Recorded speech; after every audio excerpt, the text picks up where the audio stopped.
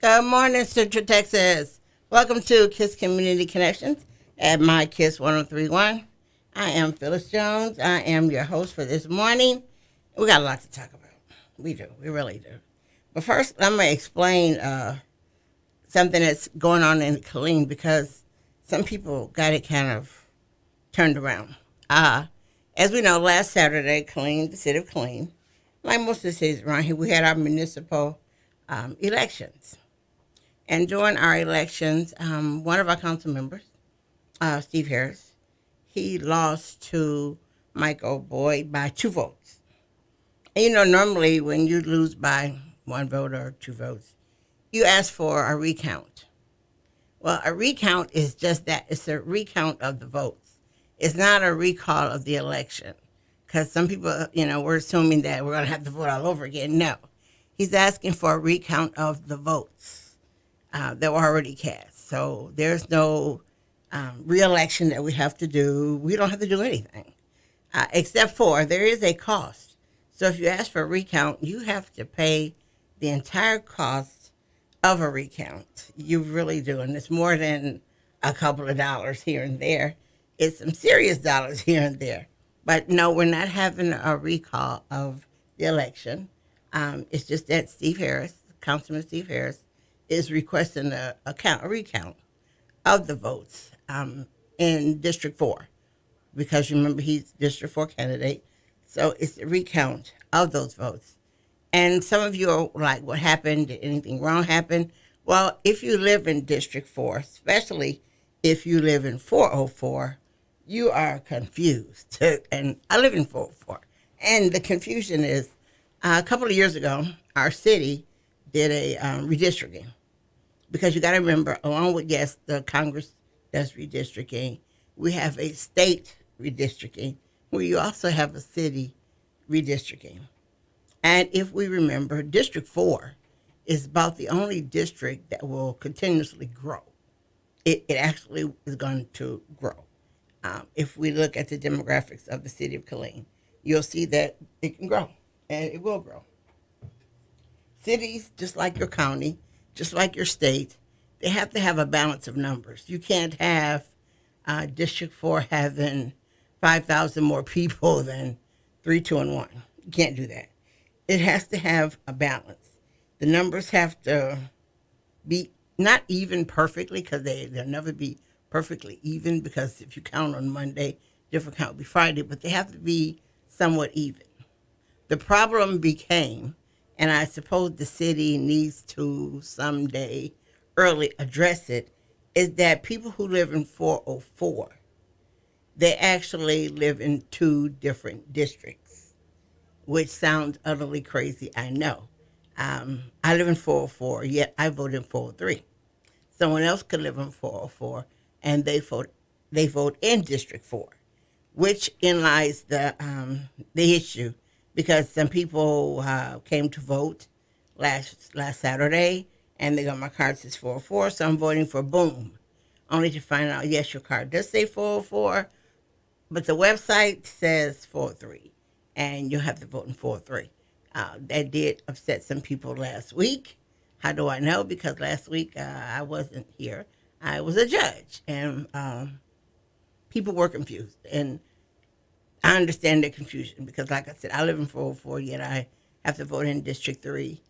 So I understood their confusion. And they were confused because, if you come in here and you vote for, and, you want to vote for Babe Ruth, to find out you got to vote for old Henry over there, that will cause you to be, I'm not going to say terribly mad and upset, but it causes confusion. So that's what Steve is asking for. Because in early voting, apparently, and some people knew that they live in 404 and they do live in District 4. You had a lot of people who actually knew that, and that was fantastically great. But you also had people who were told, you live here and this is it for you. This is where you go. So we understand during early voting, some of that happened, and it's something that I'd say, I suggest the city needs to fix that, because that is going to happen for a while. In fact, forever.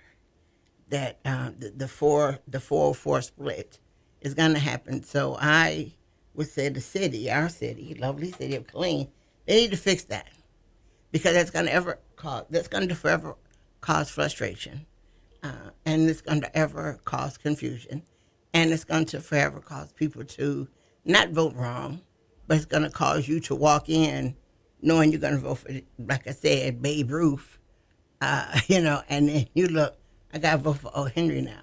So that is going to cause confusion because your card still says 404.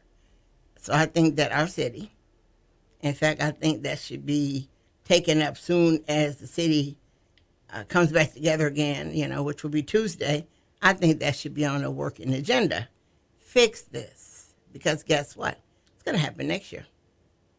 Same thing's going to happen next year. It's going to happen a year after that. It's going to happen until it is repaired, because it is, like I said, a frustrating nightmare. You figure when I am the judge for 404, and I want to thank the lovely people I worked with, because we were greatly in sync. But when we found out from our city secretary, there's a website that you can go to.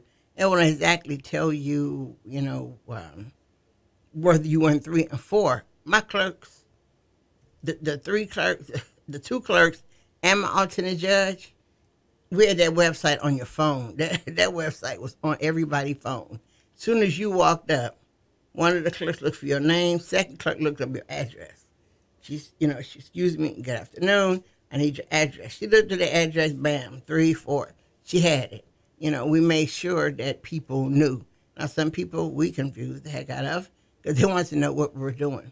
Well, we explained it. We explained that some people in 4 were voting 3, and some people in 4 were voting 4, and we wanted to make sure that that's where they went, and they were okay with that because we explained it. There was just a little thing like no one's ever asked us, that before. Well, we were, because we wanted to make sure that everybody voted in the right place. So, yes, that's what the recount is for. Like I said, losing by 2, people usually do a recount. If you lose by 1, you normally do a recount. But yes, he's doing a recount. He paid a deposit on it because, like I said, for the recount, you got to pay for every step. Now, if it turns out that he won, he won't have to pay that money. He will be refunded all that money. But if it turns out that he lost, he doesn't get the money refunded. Because, like I said, you have to pay for every step. Everybody that has something to do with that recount, you have to pay them. They have to be paid. Every situation that has to do with a recount, you do have to pay for. And it is not 10 cents. It's money. But that's what that's for. So I just want to make sure everybody understood, because I was watching some postings and listening to some people, wondering when we were going to have to go back and vote. And no, we don't have to go back and vote. It is a recount of the already ballots. Simply as that. Your name isn't on the ballot, so remember, that ballot can't be attached to anybody because it doesn't have a name on it. So it's just simply a counting of the ballots that he's asking for, only for District 4, which will be in line again. I don't know how they're going to distinguish the 4s, but, unless they slide out some of the people whose names on the ballot, which is what they'll have to do. But that's what it's for. So on Monday, on next Tuesday, when the council was sworn in, Michael Boyd will not be sworn in because of the recount. So he won't be sworn in, or whomever wins actually won't be sworn in until the following time. Because, like I said, during the recount, you can't swear in the candidate because you don't know whether that candidate actually got it or not. So we're going to be patient, and we're going to wait to find out exactly what happened and how that goes down and who's what. But no, it's not a recall of the election. He's asking for a recount. Have we ever had a recount before? Yes, we have. It's been some years, but we did have a recount before. And the recount is the person lost more than it was said they lost. But this recount, we don't know. We will wait and find out. And I'll say the one with the most votes will be the winner, and that will be our council person for the next 4 years. 4 years, because next year will be the mayor's election. And my also disappointment was, you realize you got 150,000 people in Killeen. And we have over 100, we have a lot of registered voters. Yet, you didn't have that many people voting in the election. Now, in the November election, we knocked ourselves out to vote. I mean, we were voting all over the place, which was an important election, yes. But your city election is important, too. I'm not understanding that. Our city elections are important. It is important that we care. That's the first part. That's the first step of taking control. Is our city. It's our everyday run of the mill. It's, what we do. It's has our direct contact. You figure this time it has our direct contact on who's going to be city council person. But, we need to kind of step it up there and be a little bit interested in it and what's going on with our city and how they're voting. And also, we had a very hard time, getting people to work the election. And, I'm not going to say you need to work because you get paid, but you do. You do get paid. But, we need to start working the election, to find out how things go, to find out what goes on. We had at ours, I'm not going to say her name because she's a minor, but we had a 16-year-old. She was working the election. And she learned a whole lot. Sitting there, she learned how some some people can be downright rude. She asked them for their ID, and she had some people throwing their ID at her, throwing it in front of her, and that was nice. It was very rude. To the extent of the person next to her was an adult and was saying, "Please don't do that." But it was a learning experience for her. She learned how people can be. She learned how impatient some people are. And she was like, these people are just, and they weren't, I won't say making her mad or anything, but it frustrated her to think that this was actually going on. And we would say, oh, girl, that ain't nothing. So it was a learning experience for her. She said she wants to work again next year. And if she does, that's fantastic. She was a great help and great asset, but she learned a whole lot. She learned more than she thought she would. She didn't realize that, hey, this is taking it to task. People will take you to task. Someone came and told her they wanted to vote, and she looked his name up. His name wasn't there. He was asked, when did you last vote? His last time he voted, he said, was for Obama's president. Really, for real, seriously, we'll let him know. And then he didn't even live in Texas at the time. So first he wasn't registered. And we let her handle it. We did. We still with her, yes. But we wanted to see how she was going to handle it. She goes, well, if you don't even live in Texas, you're not even registered to vote. She said, if you were registered to vote, if the last time you voted was 2008, they've taken you off the rolls. And he looked at her, and we didn't say anything. And he looked at us like, she's right. And he was looking at her, once again, she's 16, And he's like, she's right, yes, she's absolutely correct. Yes, they did. And she gave him a card to re-register himself. And he's looking at us like, what? She's right. She is right. I'm backing her. I'm behind her. We're with her, but she handled it, and we let her know, hey, you did a great job, So it was fun watching her work. It was great to see her working because, after a while, I don't want to be the election judge no more. Whatever year I decide, this is it. I know I could turn it over to somebody like her. She watched my assistant judge take down the machines because we do have to turn the machines on and turn them off. And she watched them. She's absorbing everything. She's absorbing everything everybody did because, everybody has a different task to do. And she was watching it, So what I want to say is, if some people don't want to work the elections, let's get some young people in there. Let them learn. If we don't do that, then what happens? We end up with a gap. Just if I didn't have a 16-year-old working there, I would have been short a person. And it's not cool to be short a person. Now, for this election, being short a person, it wouldn't have been a problem because nobody came to vote.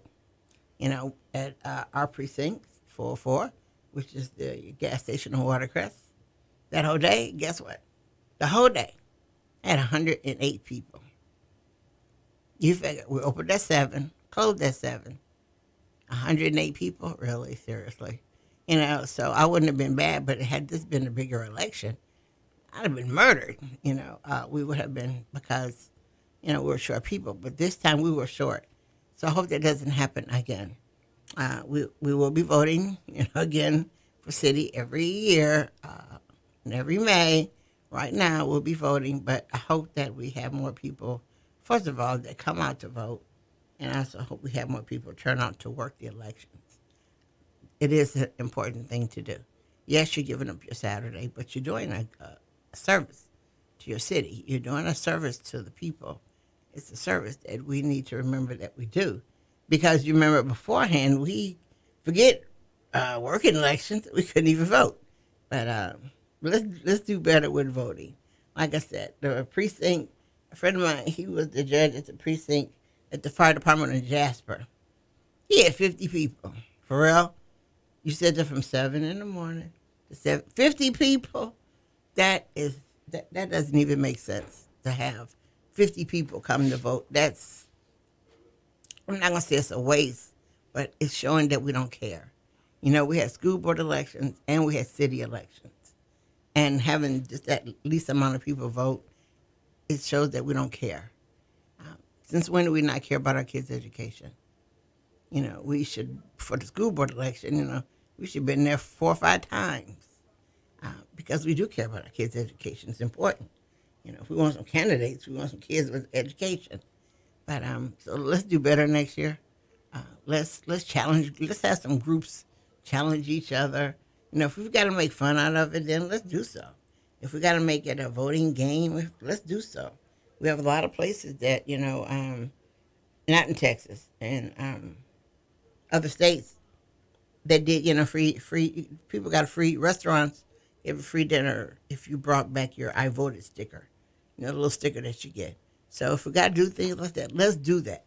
Let's do something to energize people to get them out to vote.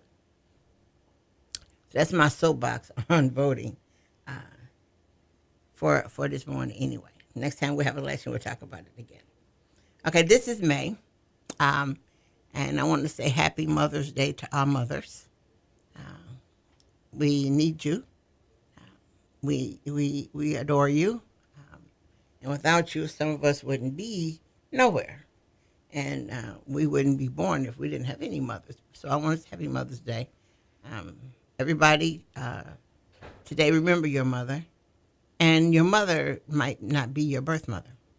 A lot of people grew up with a foster mother, grew up with a grandmother as their mother, grew up with different women in their lives as mother. So to all the women that you call mother, wish them Happy Mother's Day. Because most women and most of us, got more than one person that you call. You might not call that person mother, but you respect and love them as a mother. So let them know that you appreciate them today on Mother's Day. Just a little respect. But also, last week, I'll say May. The month of May has some holidays in it. It's Mother's Day. Yes, it is. We have Cinco de Mayo Day, but we also have Memorial Day. Memorial Day is a complex day. And I'm saying it's a complex day because Memorial Day was actually celebrated long before the actual 30th that we call Memorial Day. Because right now Memorial Day is the 30th of May, and it's been that way since 1868. But before then, there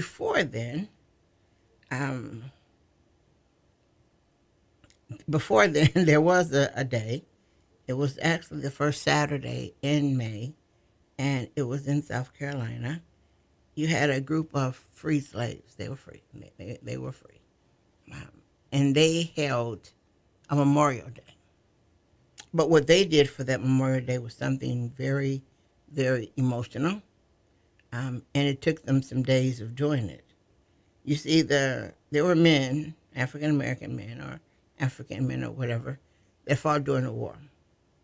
The Civil War. They actually fought in the war, but when they died, they were all thrown in a big hole. That's how they were buried. They didn't get a burial, with honorable this and honor. No, they were all thrown in a hole. Dirt was thrown over it, and that's it. You're gone. That's it. Not doing nothing else for you. That's it. But you had at that point, you had a group of African Americans who decided that that's not it. That's not what they were going to do. That they weren't going to let all those soldiers just be dead like that. And it was over 260 of them in this big hole. And it was just, big mass grave. And they decided, no, this is not how we're going to remember our men who fought in this war. That's not. Slavery was enough. They refused to let that happen. So you know what they did? They took their time, and you figure this took days, but they took their time. They exhumed, that word is not good at all, but they exhumed all those graves, all of them. And they buried their bodies into a new cemetery. And they put them in the cemetery and they buried them, as they were called, the right way. So they gave each one of these men the proper burial, their own burial place. So they were properly buried. But you think about it, they had no machinery then to slide the body on this, drive it down to there. Just think, that none of that existed, none of that. So you take a handful of people, and first of all, they dig up this mass grave first. You think that took some time. They dug it up.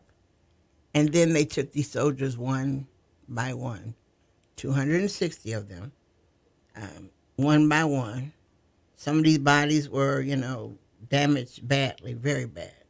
But they took them one by one and buried them in a proper place. Just think about how much time, first of all, that took. And think about the dedication that it took. That's a whole lot right there. That's not like, okay, there's 5 men buried over there. Let's go get them. No. It's 260 men thrown in a hole, dirt over their faces. And you decide, and with this group of people, that you're going to not have that. That's not going to happen. Not at all. So you decide that what you're going to do as a group, that you're going to take them out one by one and give them the proper burial. And that says a lot about us as a people. It says a lot about who we are, not who we were. It says a lot about who we are and what kind of people we are and what we've done. What we've done then versus what we do now. Somehow or another, the people of then, I don't know, we didn't pick up from them. We left whatever they taught us behind. Because, like I said, that took days for them to do, to take these bodies from one end to another.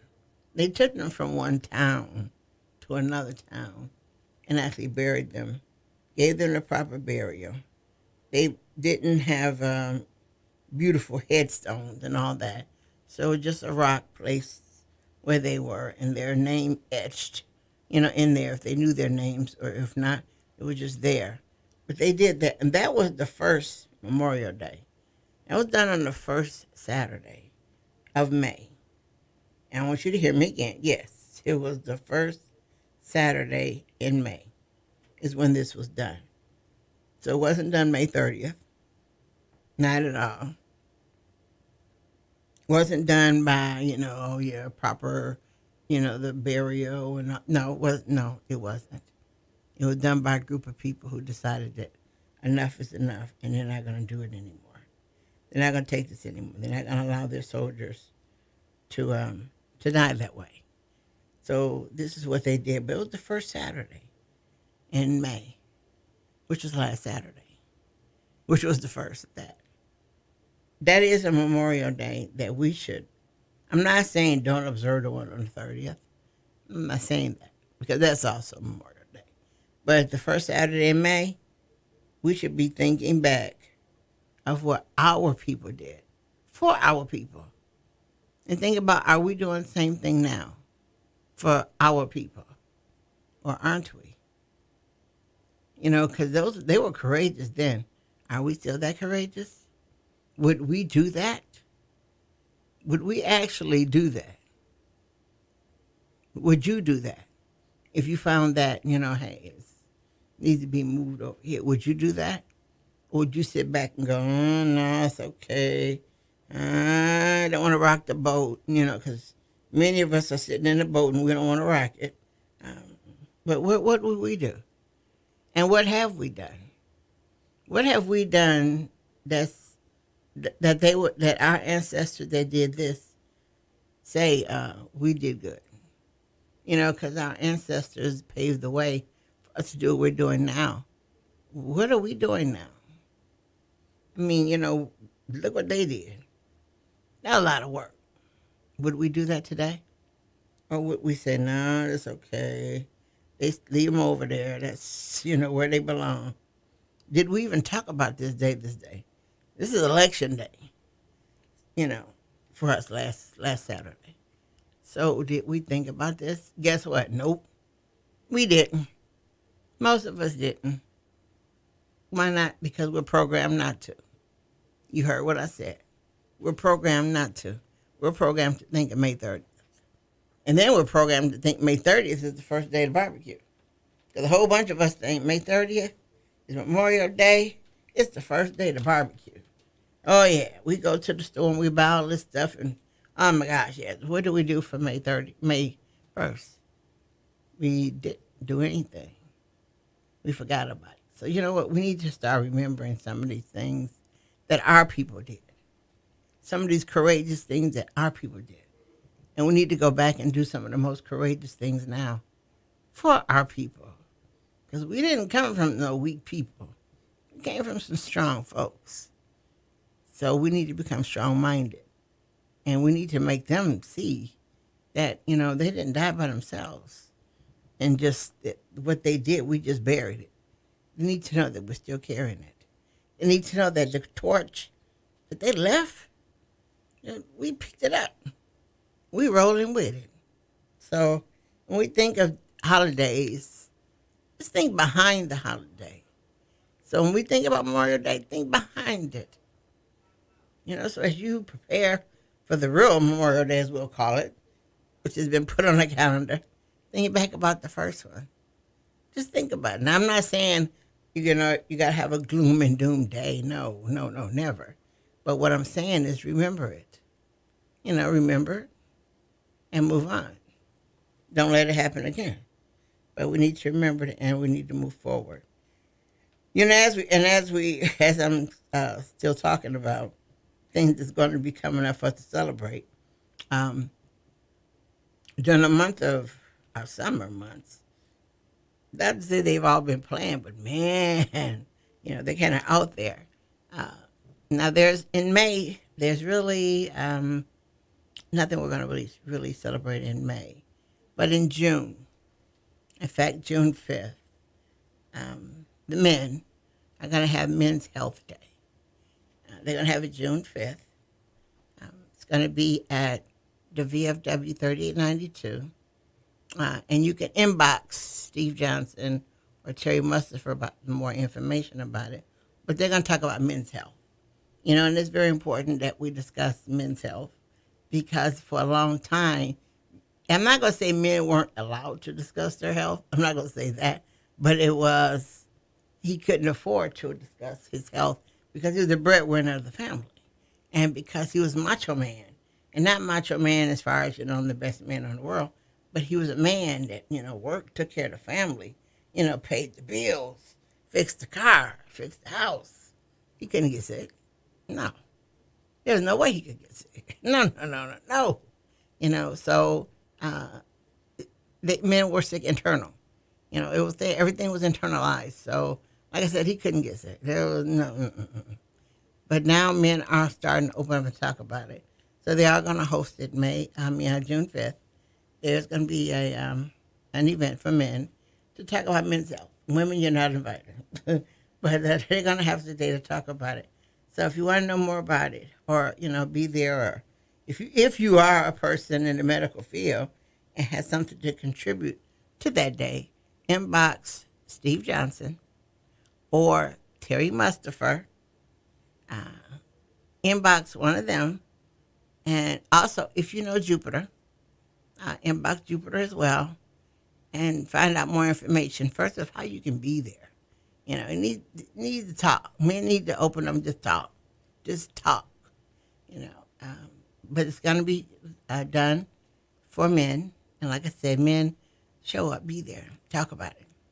On the show, we're going to talk about men's health? Yes, we are. And I'm going to have a co-host that day when we talk about it. So that he be talking more about it and not myself. But that's going to be in June 5th. And then we are going to do Juneteenth. That's going to be also celebrated. It'll be celebrated that Sunday of the Sunday in June. It's going to be at the East Center. So that's coming back. Yes, it is. Last year, as you know, we were under, what you want to call it? We were under restrictions, but we couldn't do anything. We couldn't do anything at all, so we didn't have Juneteenth or any other day. But we are going to have Juneteenth this year, and it will be on June 20th, because Juneteenth is actually the 19th. Wow. Okay, so we're going to have Juneteenth, and we're going to explain what Juneteenth is, because it does take an explanation, of what it is and why we're celebrating it in Texas. And now a bunch of other states celebrate it, but we're going to talk about that. So those two things I know that will be done in June. Also, we know June is Father's Day. So those days so far is what I know we'll be celebrating in June. In July. July is Minority Mental Health Month. Wow, a lot to say. And it's a day that I found out about 2 years ago that we have. And I was going to do it last year. But like I said, last year, remember, we were up under our COVID watch, so we couldn't do anything. But this year, Community Connections, we're going to talk about it for 4 days. Yes, I said it. 4 whole days. We're going to, and it's not going to be, what you want to call it? I'm not going to bore you to death for 4 days, no. And it's not going to be 4 days of you sitting, listening, and to us talk about it. It's going to be 4 days of being busy. It's going to be 4 days of learning, of talking. We're going to do different things those days. So everything will not be, what you want to call it, the same, well, I came yesterday, so I don't have to come tomorrow. No, it's not going to work. And the days we're going to be doing something will be the 15th, 16th, 17th, and we're going to end it on the 18th so far. And each day will be different. Actually, each day will be at a different location, because if everybody knows when I do stuff, I attempt to always highlight all of us. And I don't mean but I attempt to highlight more than just having it at one place. So we have 4 events.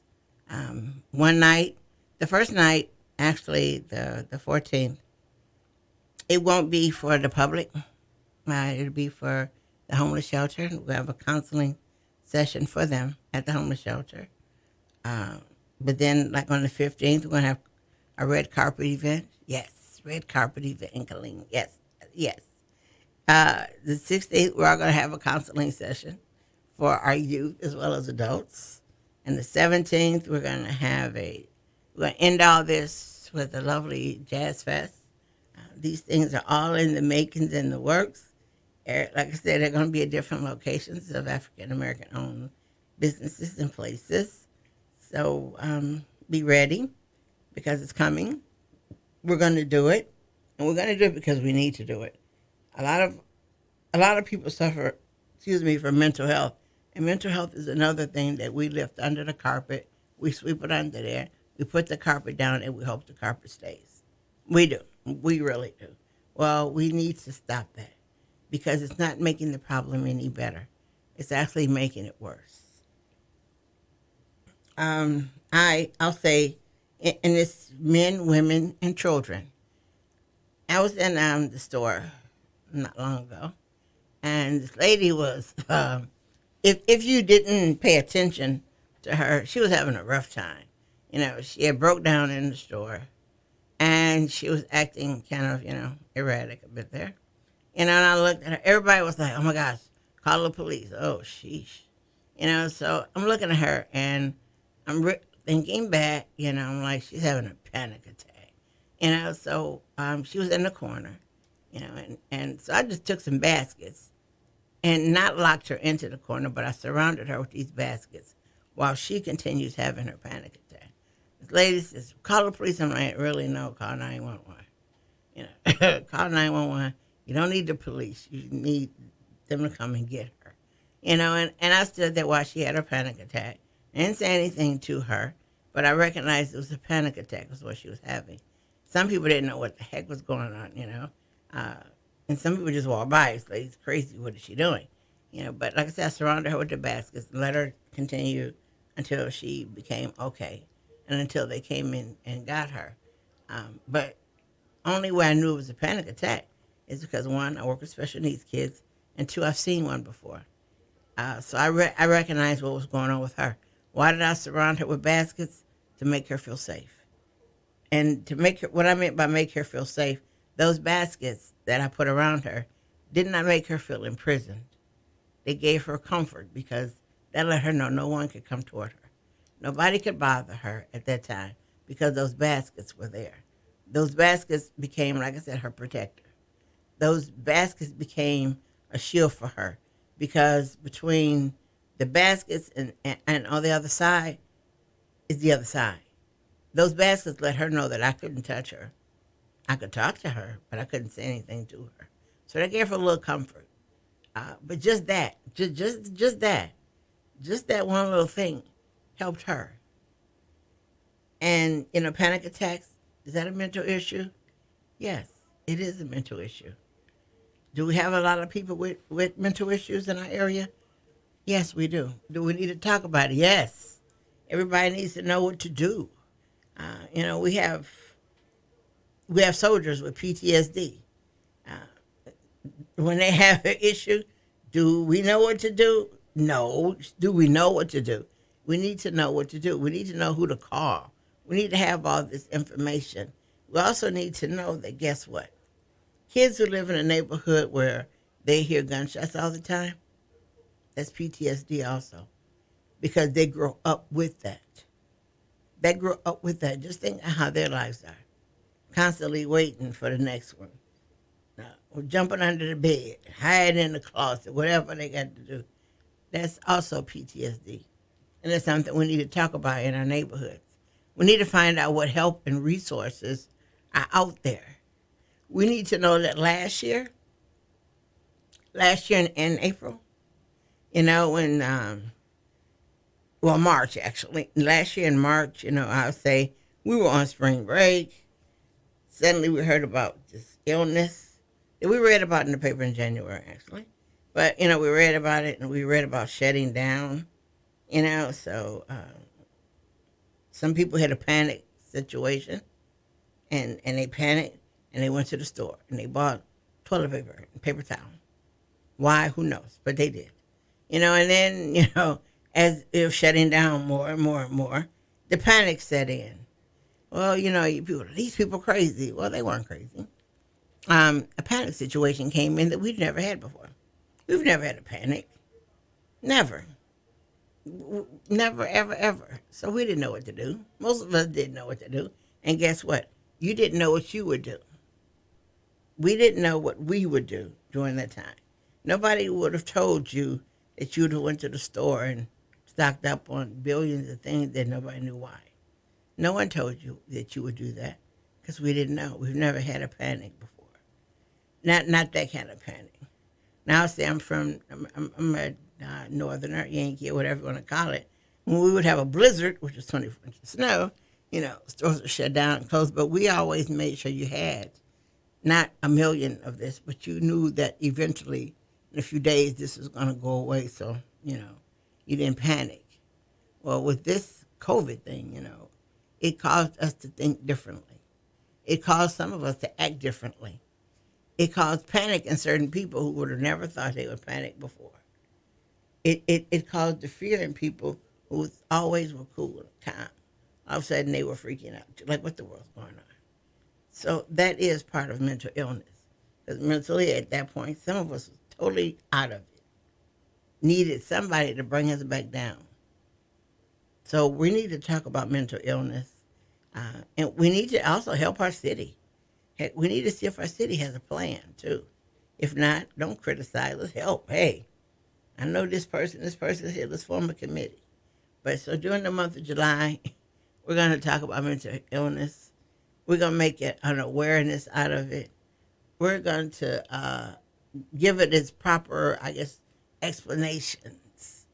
We're going to talk about it. We want to pull the insides out and bring it out and up. Because that's the only way to manage it. We can't get rid of it. So we're not going to even go to, we're going to get rid, no. We're going to learn how to manage and deal with it better. We're going to learn to understand it. We're going to talk to, and we're bringing agencies here. So you will not only be listening to people from Killeen. We've got a national organization that's coming that we asked them for information. They said, no, we'd rather come. We'd like, cool. Everybody, me and I'll say Dr. Thomas Jones, everybody we've talked to has said yes, they're going to come. So we're going to make this a huge event. And we're making it huge because it has to be. It has to be. It can't be no more two people sitting in the corner and saying something about it. It has to be. And we're going to bring it out, explain who it is, what it is, and what can we do about it. Because if not, it's going to take over, and we're going to not know what's up. One day I was looking on Facebook, actually, and there was a man walking down Rancier naked. And everybody had his picture up there, but you found one person who said, well, when I saw the picture, I called because he was crazy. Okay, yeah, he was kind of, something was going on. You don't walk down Rancier with boots on and a hat, naked, in the middle of the street. But something was up. Was he experiencing mental illness? Yes, he was. Should we have laughed about him on Facebook? No. Now, I'll say put him on there so somebody can identify him. If it is, they can come and get him. But he was. So to let you know, something was going on that we didn't know about, but he was letting us know something was going on. His actions let us know I need some help. So we want to help them. And like I said, the first event we're going to do is going to be for the homeless because there lies another bigger mental issue. You cannot be sane and okay mentally and homeless. No, because homeless people lead a different lifestyle. They have a different mentality than we do. They have to. Their survival skills are different. Their whole outlook on life is different. So when we talk about mental illness, we have to talk about them too. So, but that's going on in July. Right now it's 4 days. It's probably going to be more days. My show is hosting it, so we can bring it up and out. Temple also is going to have an event, and as we get closer to July, we'll know about their event because they're planning something also, so we can talk about it. But those things are coming up in July.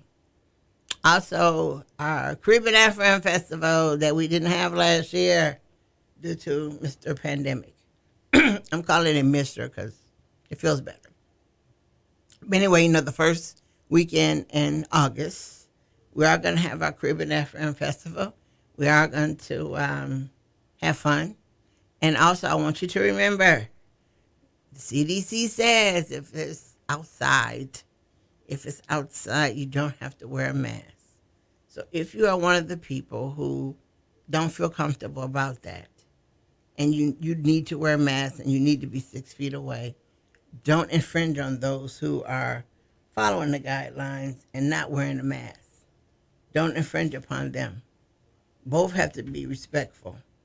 So when we go to have the Caribbean Afro Festival, when we have a jazz festival, when we have Juneteenth, and those things like that that are outside. Now, Juneteenth is inside and outside, but the outside part, do not, I'm going to tell you, do not infringe upon people who are not wearing a mask.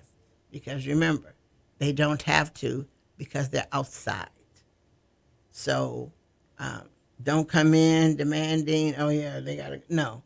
Let's remember, one, we're going to follow all the guidelines.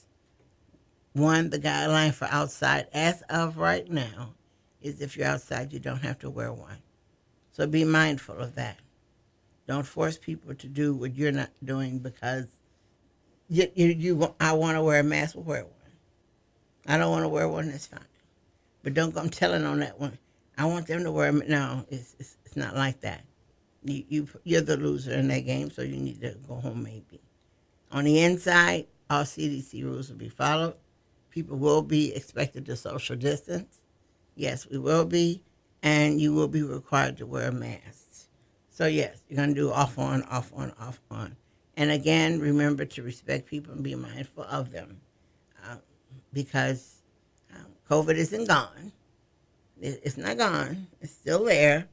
But I guess we're more in control right now. Now, people are getting vaccines. And it's not as bad as it was when it started. Not here anyway, not in the United States. In other countries, yes, you watch it, it's like, oh my God, it's even worse. But for us right now,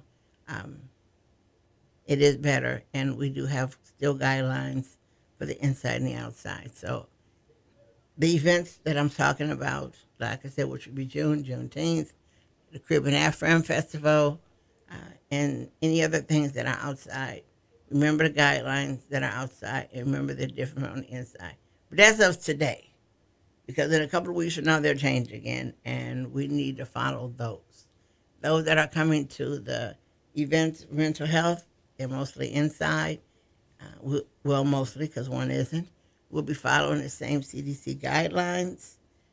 If at any time you are not comfortable with those guidelines, you need to leave, not the people who are there.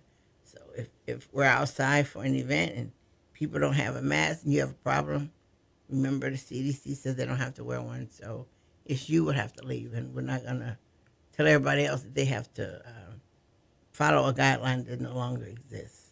So we are going to practice safety during these times of knowledge and surely having some fun.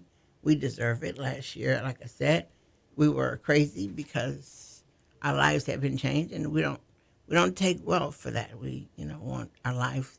We want to be in control. We don't want some outside, unseen, unknown entity to take control like it did then. But let's remember we do have the guidelines. Let's remember to follow them. And let's remember to respect them. I was outside a couple of days ago, and this lady had on a mask, and she walked past. She said, "You don't have on a mask, I'm outside." She goes, "Well, I'm outside." And so she was offended. I'm like, well, then keep walking, because I don't have to have one. I'm outside. We're all outside. And we were more than 12 feet, 6 feet away. I was like 12 feet away from her. But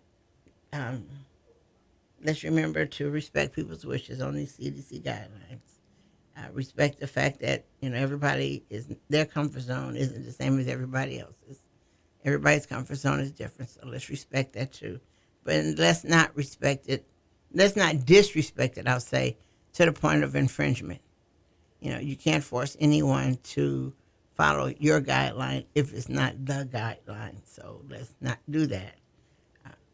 Let's be respectful when we have these things going on. And these events going on, yes, we'll talk about them again, so I can remind you of them, because we're going to live again. We're going to have some celebrations. We're going to do things back in the community like we did. We're going to go crazy about it, but we're going to start, doing things. The men's health event, be there, men. Come on. Go. Don't be afraid. Step out there. Remember the invincible age group of men, too. Remember, there's a a group of invincible men. Remember them? You don't know? Yeah. The men that are up to 35, some are 30, they're invincible. They don't catch anything. So it's time to let them know, excuse me, you're not invincible for real, seriously, and yours could be actually worse because of your thought process of being invincible.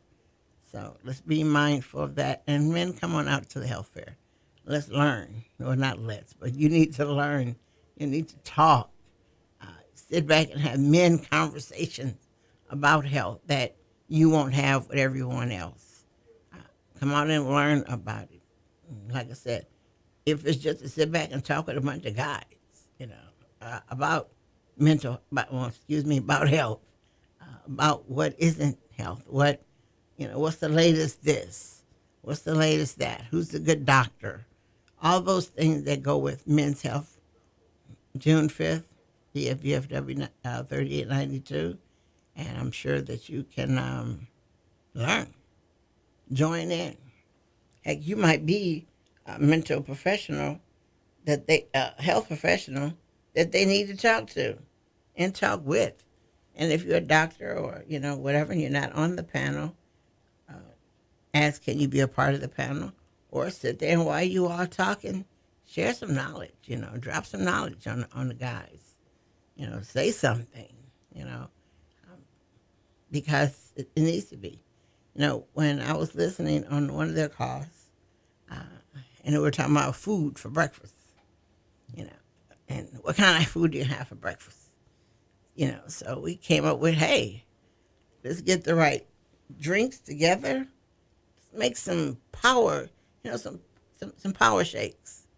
Let's get this kind of milk. We're laughing about the milk, and it was hilarious. But anyway, we're talking about the different milks you can get, the different fruits and vegetables you can get, and make your own shake for breakfast. Make your own shake for breakfast. They was like, oh, wait a minute, hold on, that's pretty cool. It's healthy. Healthy shake in the morning for breakfast can do wonders for you. Especially those who leave their house late. You're running late and you're going to be late, but you got a minute to throw this shake together. You can throw that together, drink it on the way to work. Hey, got your nutrients, everything you need right there in that shake. Pre-bag it at night, make it in the morning, you're good to go. So that's what they're going to do. But that became from a brainstorming session of saying, how we're going to do this. What are we going to have for lunch? Who we're going to get to cater it. Oh, my gosh. Yeah, those are things that go with having it. But then the working, let's make some healthy shakes. Let's have some fun. Make some healthy shakes. That became, that's doable. Yeah. Heck, why not? You can make a shake healthier than the breakfast you're going to cook.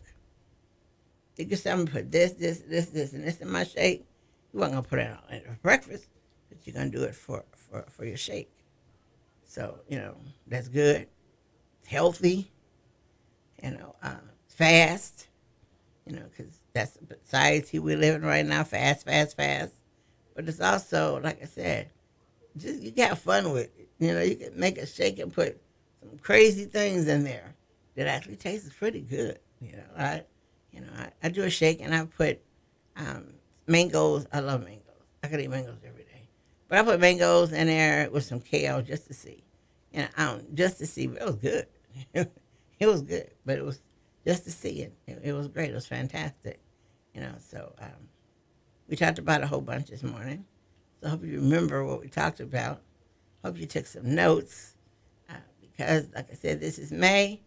And hey, we're gonna be sliding through. We're gonna have some fun this summer. We're gonna learn a lot, and we're gonna make up for what we missed.